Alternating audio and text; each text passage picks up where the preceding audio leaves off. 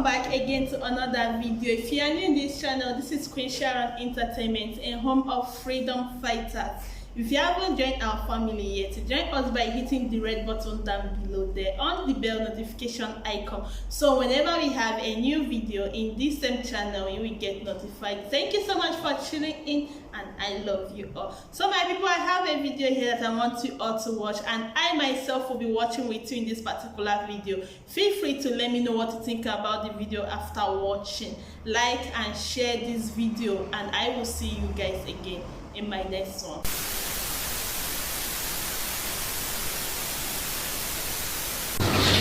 Distinguished members of Igbo elders, none. I welcome you, the media, both print and television. I welcome everybody here. This is not a very happy occasion for us, because most of us have vested interest in one Nigeria. But over the years, the government, especially the present government, seems to be working hard to push us out of Nigeria. And now we hear of a conspiracy to negate constitutional provisions of the parties, especially the PDP has zoning and rotation in the constitution. We have been zoning and rotating. Now that it is the turn of the Igbo, all kinds of things are being said.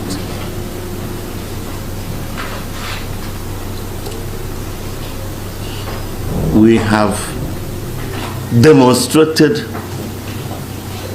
our interest in the country. Anywhere you go, take the indigents out. The next largest number is from the southeast. We have built up Nigeria. More than 65% of modern houses built in Nigeria belong to our people. We do not want to leave this country. It's not a matter of choice. We are bent on staying on. But one thing we reject totally is being slaves.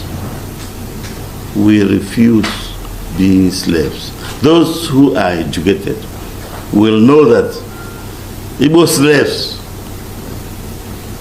drowned themselves in a river so as not to continue being slaves. If the 2023 presidential election eludes us,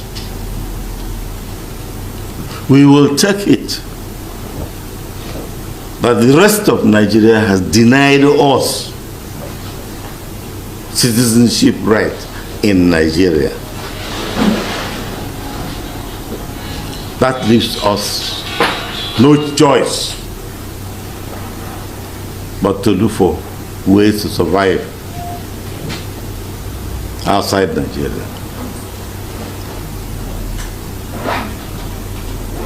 There are people, individuals, whom we helped in many ways.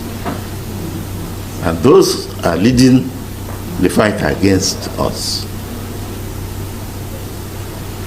If we are to name some of the things done against us, we will not live here. But as one leg of the tripod, can any human being imagine the exclusion of our people from National Security Council. National Security Council. This is why we called you today, to talk to you, the press, to make our views known. As usual, we have it written down. And our secretary, Professor Charles Wekiak, will now address you. And so that we are not wasting time, I will move from here, take his seat, so that he moves in here and goes ahead to read the thing. Welcome, ladies and gentlemen, gentlemen of the press.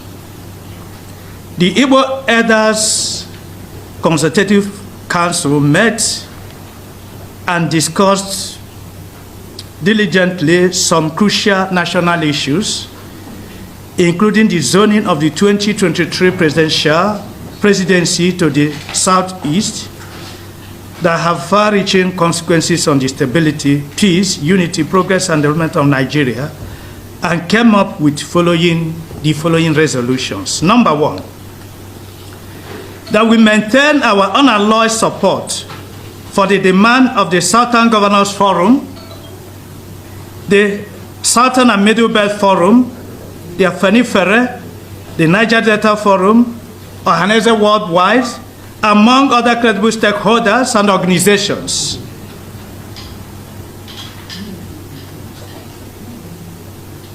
That all political parties in the country should zone the 2022 presidency to the southeast for the sake of justice, equity, and fairness. We commend Chief Edwin E. Clark, K. Clark, leader of Southern Middle Belt Forum, as well as PANDEF, Chief Ayade Banjo, leader of Afenifere, Dr. Butrus Pogo, leader of the Middle Belt, among other prominent and patriotic Nigerians who have spoken the truth that power should be shifted to the southeast.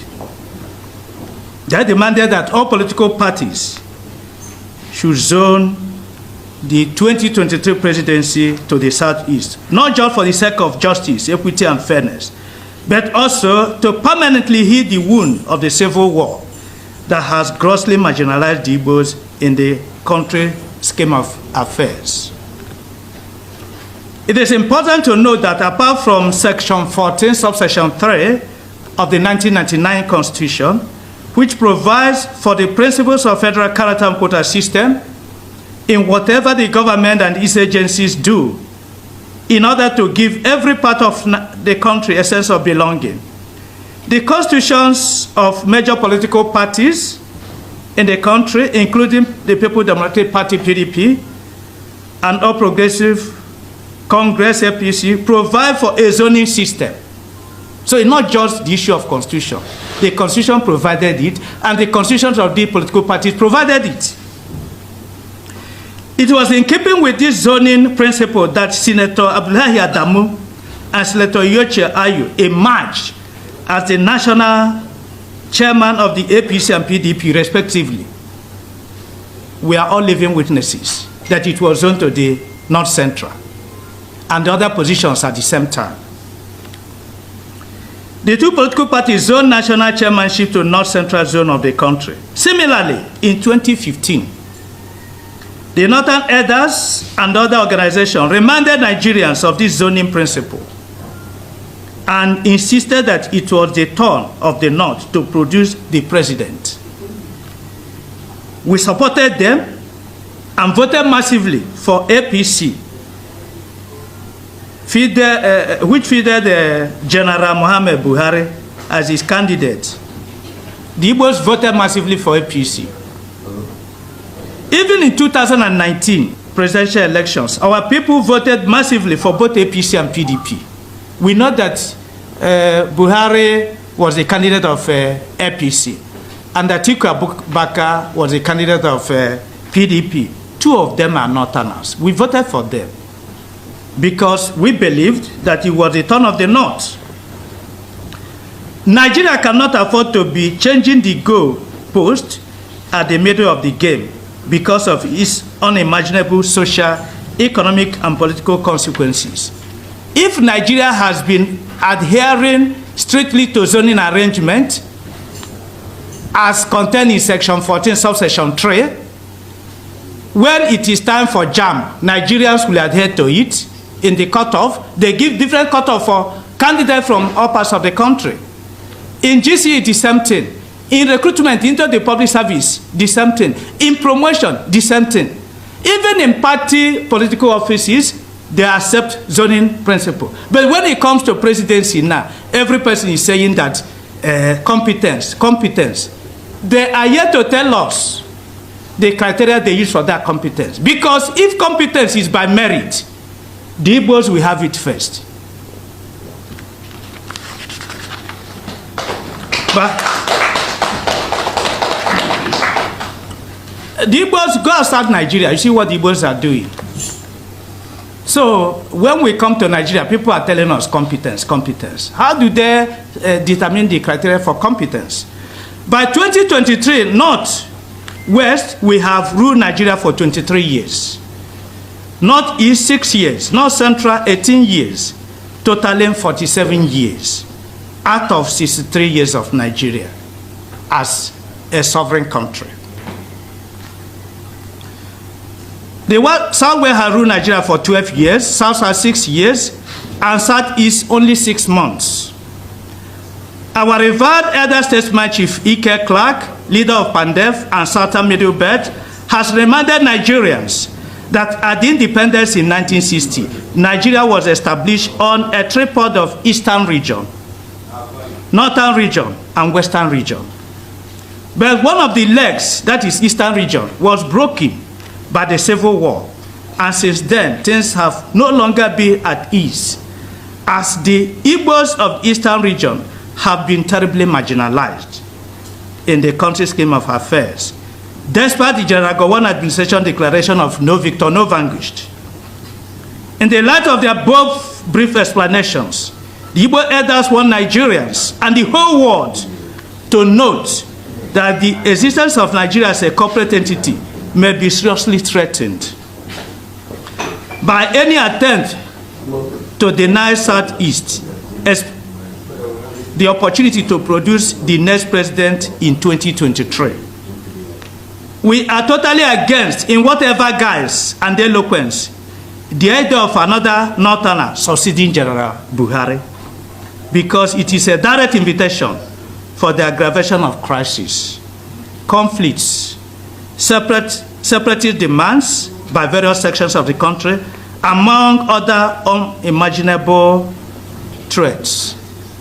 The corporate existence of Nigeria will be seriously threatened because some Nigerians, out of selfish end, are changing the goalposts at the middle of the game, and it's unacceptable to us. It has come to our notice that some of our sons and daughters, Igbo sons and daughters, are colluding shamelessly with some unreasonable and dishonest Nigerians to sabotage our collective efforts to produce the next president of Nigeria or Southeast Extraction. For the avoidance of doubt, the Igbo Elder Consultative Forum will not only pursue to a logical conclusion the sanctions of these shameless renegades and bootlickers who are said to be running mates to any presidential candidate not from South, as well as those who are working hard to sabotage our efforts.